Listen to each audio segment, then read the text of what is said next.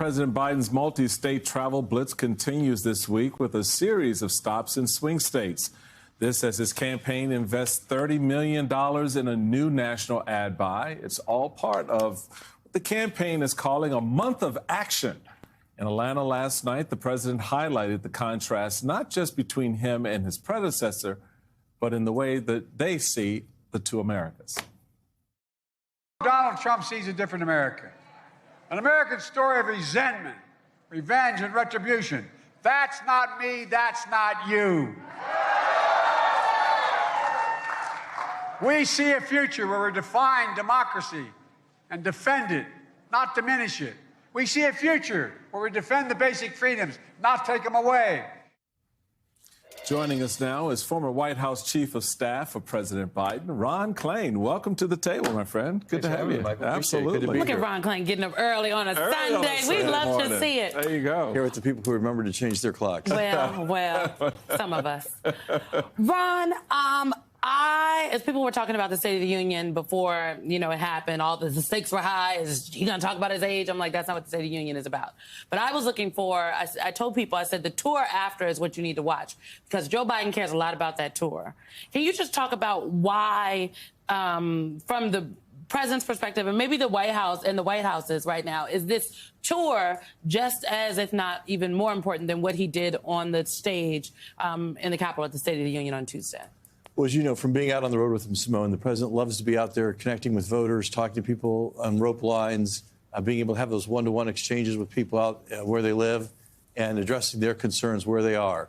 I think the State of the Union was more important, though. I do think it was a chance for him to speak to the entire country all at once, lay out what he wants to do as president, what he would do if he had 4 more years as president, persuade a persuasive, energetic agenda about what the future holds for the United States with Joe Biden as president. I thought he did a great job of that in the State of the Union.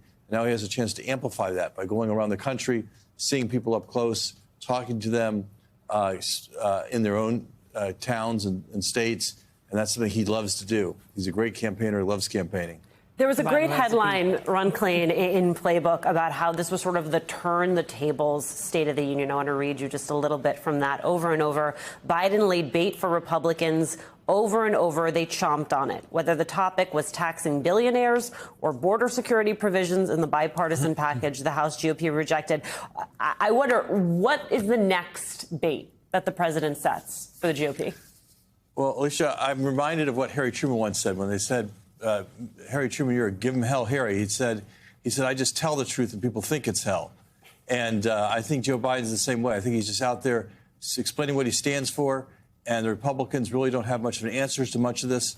As we've seen, they've been struggling to explain why they oppose a bipartisan border security bill.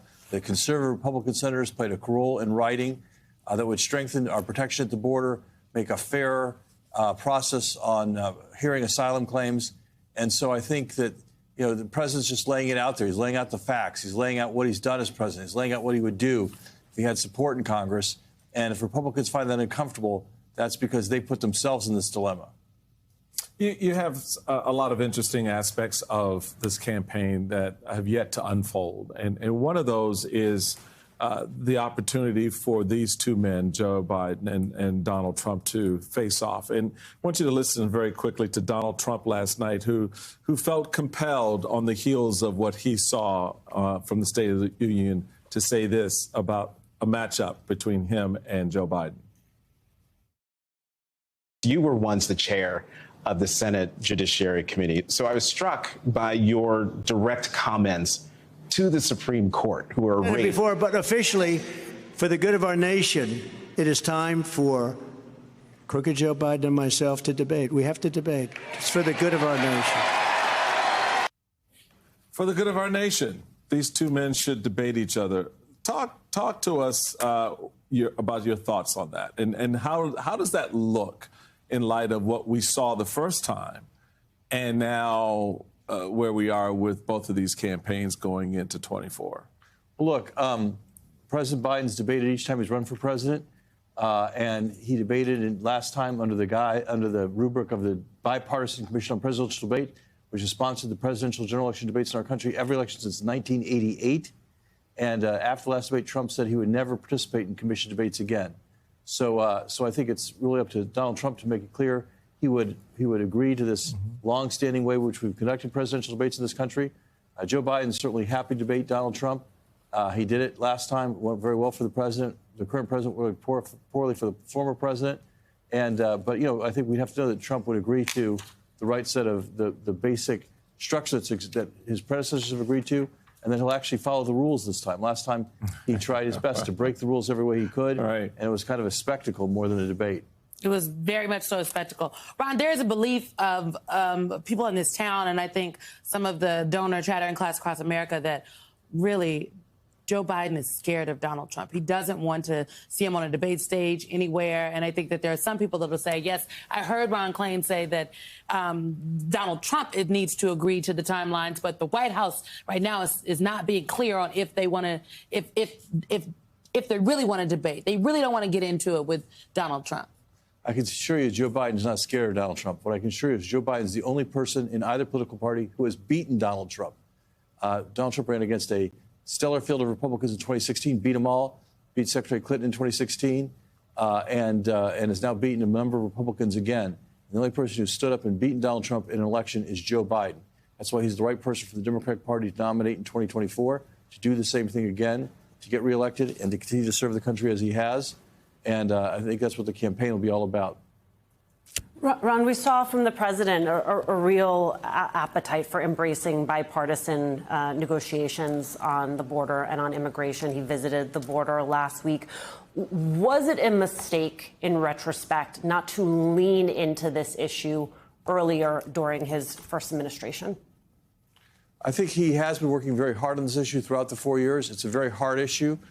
We had a lot of chaos at the border the first 2 years of the last administration, until sadly the pandemic brought a quiet at the border. It brought a quiet in a lot of places, and so the president's been working on trying to use his executive authority to deal with the challenges at the border. And and he also though did send to Congress, Alicia, on the first day he was in office, on January 20th, 2020, he sent to Congress a comprehensive immigration bill to fix our immigration system, which is broken, which is not fair to people who are coming here with the right to come here, which doesn't do a good job of controlling the border. He proposed that on his very first day in office, and Congress never acted on it. So I'm glad that now at least some members of the House and Senate are prepared to move something forward. We need all members of the House and Senate to move something forward, to give the president the tools he needs to manage the border and to have a more efficient and humane immigration system. It's the interesting thing about that issue, the border, for example, and how Republicans use and have used that issue against the Biden administration, sets up for me a number of storylines that have emerged, Ron, about how well people actually remember what happened when Donald Trump was president of the United States. The only thing that came out about the border at that time was build a wall that did not get built. And yet the narrative is sort of blown back on the president, President Biden. How does a campaign, from your long experience in this space, redefine that narrative? You have a lot of conversation, a lot of reporting out there, trying to get people to remember this is what happened during the Trump years, right? That part of the narrative seems to have broken down. I mean, you would agree, Simone. You and I have had this conversation on a number of occasions, seems like people forgot how just chaotic it really was. How bad it really was in a number of cases regarding, healthcare. Oh, let's talk about COVID. The border, let's talk about the wall. Infrastructure, let's talk about Infrastructure Week.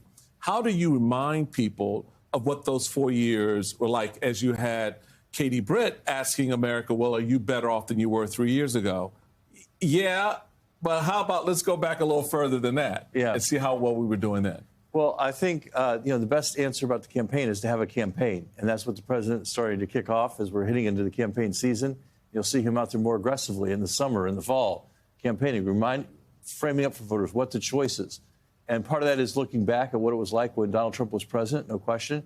But I think the most important of it is looking forward to what he would do with 4 more years and how much we can make progress on health care, on reproductive rights, on gun control, and all these other issues that are front and center for the country. So I do think the campaign will address what needs to be addressed in the campaign. I think that he's been governing. He's gotten good things done for the country. Now it's time to give voters a choice between moving forward with Joe Biden or going back with Donald Trump. That's the choice the campaign will pose.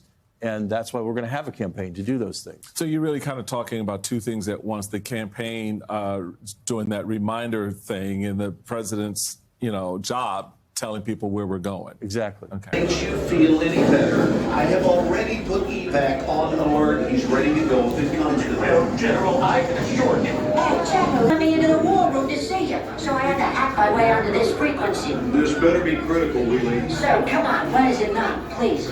Okay, couple of things. I'm running low on the dough. I was thinking about taking a couple of months sick leave, maybe starting today. And, oh yeah, I intercepted a transmission from Megatron. Then send it through. Yes, sir, right away, sir. And so I'll assume that we're going on the other stuff. This is your last warning, insects. Relinquish what remains of the Allspark. So who's the insect? You? What? Who's the insect? Protect you. They were defeated on our world, and we will defeat them here. The Megatron. This was just a diversion. Security teams bring up. Rabbit, she's already inside. Deeds. Give me an update on that reserve. Boss readiness. What was his name? What was it? Evac, sir. Right, evac.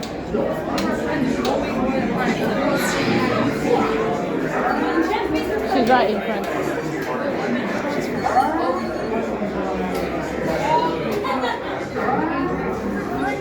We are facing a heavy sustained attack. They appear to be after the Allspark craft.